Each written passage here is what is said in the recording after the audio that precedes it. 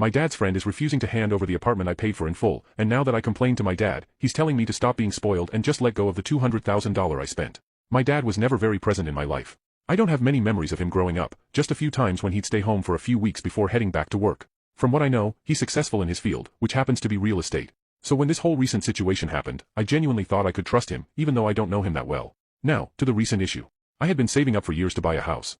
I wanted to pay in full because I've always had this paranoia about taking out a loan, losing my job, and then losing the house as a result. By this year, I had saved up about $300,000. My plan was to save at least double that before buying my home, but when my dad was visiting recently, I mentioned my goal and how much I had saved up.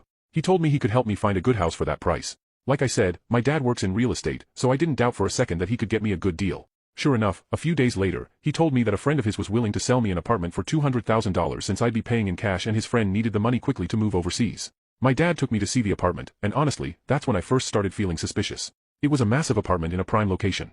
I knew most places around there would be at least double the price his friend was asking. But again, I didn't have any reason to doubt my dad.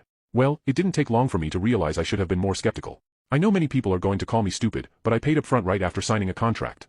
1 week later, and the agreement was that the apartment would be delivered within the same month, my dad's friend had completely vanished. He wasn't answering calls, texts, or anything. My dad was also away for work during this time, so I had no one to turn to. If you want to watch the part 2, click on share and more.